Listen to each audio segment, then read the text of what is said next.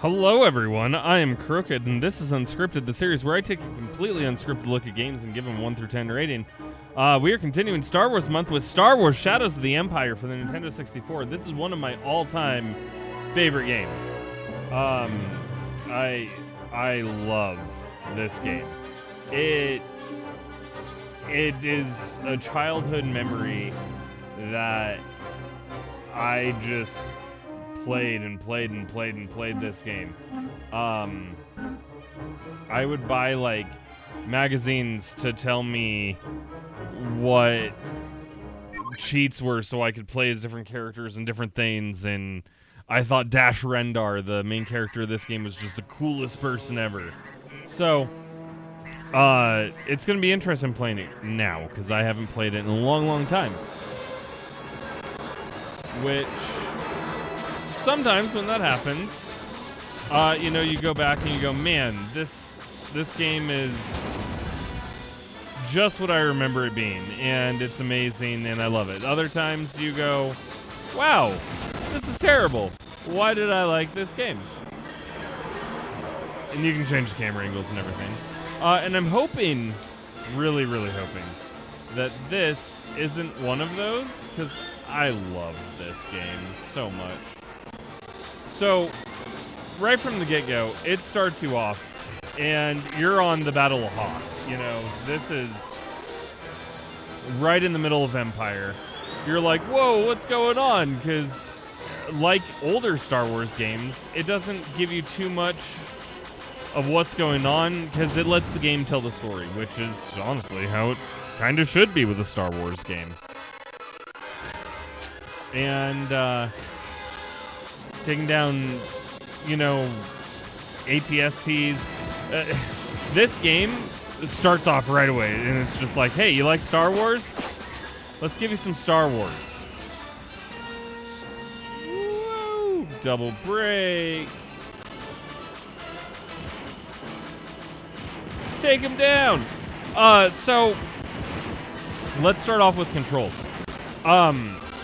Just picking it up again after years and years. The controls are great. It's really responsive, and it's fun.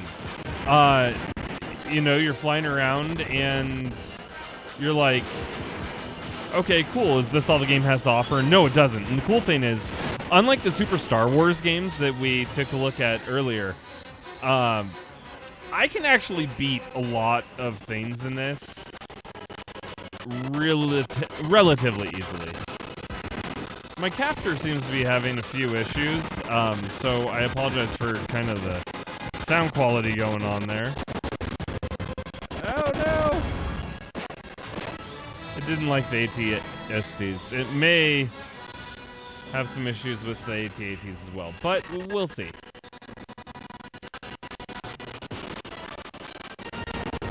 But yeah, so when my capture isn't messing up, the sound quality of this game is really good. It sounds like Star Wars, and it honestly just sounds like the Battle of Hoth. Alright, harpoon and tow cables. We're on the same side! I don't remember how to fire the tow cable. Woo! Okay. That's how you fire the tow cable. Use the C buttons. And you have to, use the brakes to do it. If you don't, you'll get too far away and you'll break the tow cable, and oh no. No! No! I blew up. So, sound-wise, I mean, this sounds like Star Wars in every way.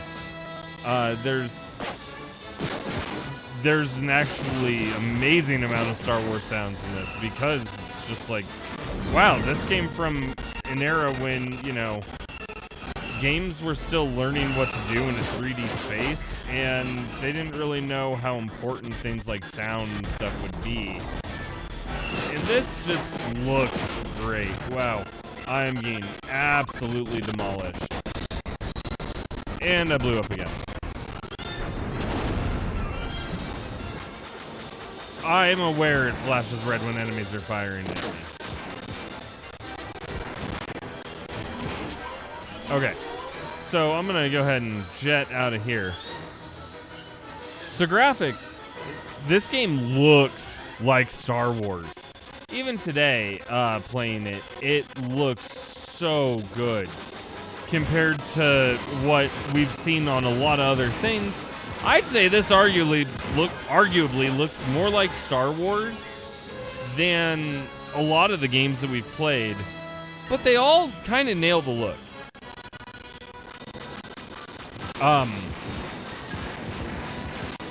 The textures of this, though, I think have aged a lot better than a lot of the PlayStation textures.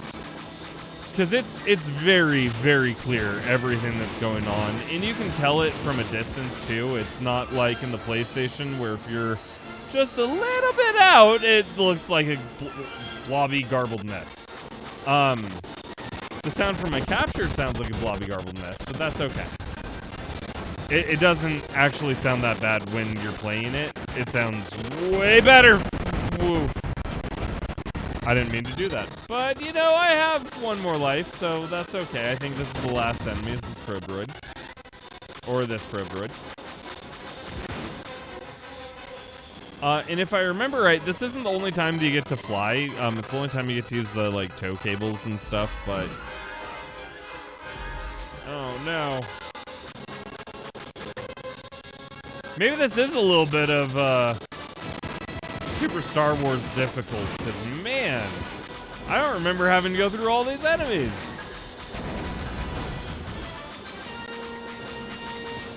But it's okay, because it really lets you learn a lot about how this game expects you to take on enemies. Because it's not something where you can just rush in without a plan and expect to win.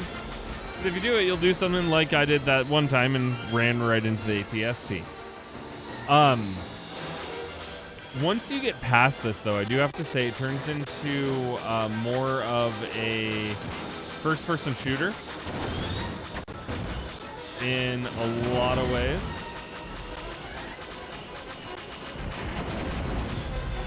I'm not going to fire the tow cables because I don't want to... Nope. That's a bad idea.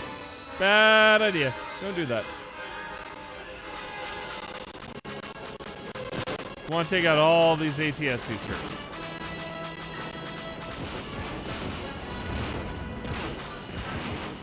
And it's gone. Woo!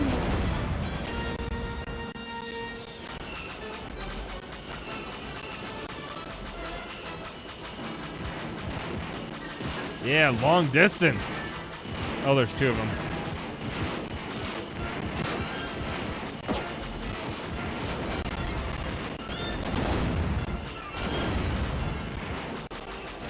Oh man, I almost took out that one. So I know it's not really the norm, but I do want to show you the rest of the game. So I'm going to skip ahead just a little bit here to when we're past this and kind of show you what else the game has to offer. Because I feel with this game it's really important. And it's really easy for me to get past it. It's just kind of a long sequence. All right, so now that we've beaten Hoth and, you know, the Imperials have destroyed the shield generator, what happens from here is you actually take over more personally as Dash Rendar. And I guess this means that Dash Rendar was technically the Battle of Hoth. So this is Dash Rendar, and, well, Luke and Leia and everyone is escaping. Dash Rendar has to escape too. So, it's... you know, kind of the older style where the camera sucks and you just have to deal with it. But this is a little bit better than the PlayStation was about things. You can jump, you can run around, and it's kind of cool because everything looks like Star Wars. There's a Millennium Falcon. It kind of has auto-aim, too. Alright, so this is literally where Luke, Leia, and everyone just kind of dip out. And then you're Dash Rendar and you're running around and you have to find your own way out. And there's so many secret things here. when you're in first-person view as well, you can, kind of look around, see that everything looks like things. You can crouch down. Aiming in first person, you have a bit more control over it, and it's not as auto-aim, but you still have a good sense of auto-aim. And this game is just so cool. The entire time, you have just so much going on. And there's so much to explore, and it's everything the Dark Forces on the PlayStation did wrong, this game does right. Because looking at this, you'd think, okay, well, this is kind of Doom-like.